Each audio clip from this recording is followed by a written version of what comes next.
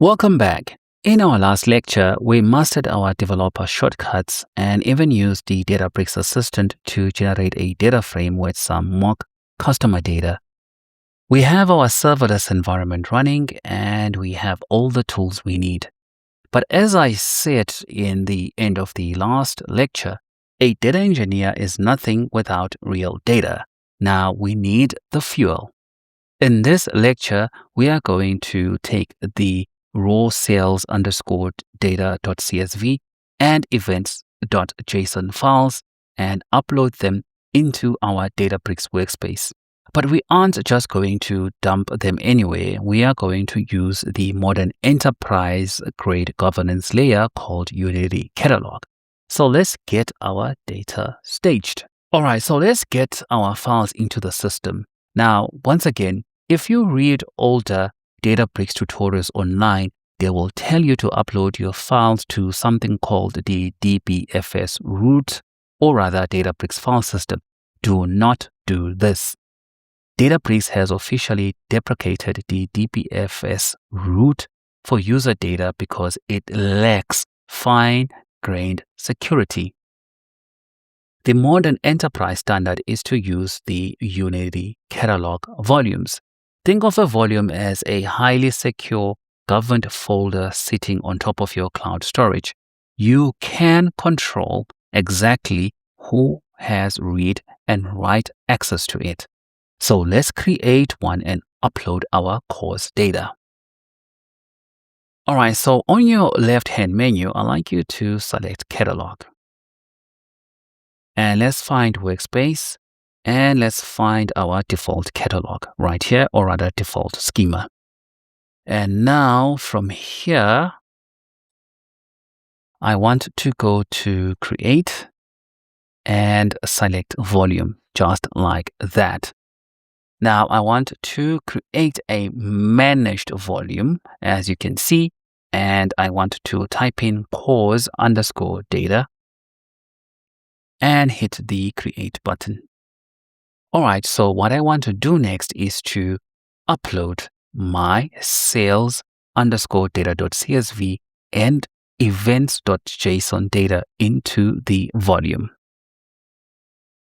And to do that, I can simply just select upload to this volume. I can either drag and drop my files right here in this particular pane, or I can hit the browse button right here and then select files. And let me navigate to downloads right here, select events and select sales underscore data.csv and hit open to run. Now, after I have uploaded the files to, or rather drag them into this pane, I can just simply hit the upload button just like that. Now, you can download these files as part of the overall course material bundle, and I have also attached them directly to this video lesson so you can easily download them right now. Now, once the files are successfully uploaded, we need to know exactly where they live so our code can find them. All right, so there are two ways, right? So when we created the volume, we are well aware that they have been created in this particular directory, volumes, workspace, default, course data. Another way to do it is that, well, I could pick, let's just say, events.json file. And as you can see, these three vertices that appear right here, I can just simply just select them and hit copy path. And let's say if I want to open Notepad right here, and if I paste, and as you can see, I've got the directory that will take me directly to events.json.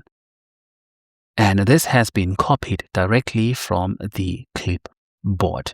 Now, let me close my Notepad and hold on to that copied path. You are going to need it.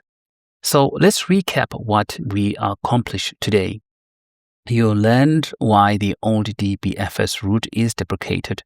You created a highly secure Unity Catalog volume, and you successfully staged your raw course data. In our next lecture, we are going to write our very first actual data pipeline.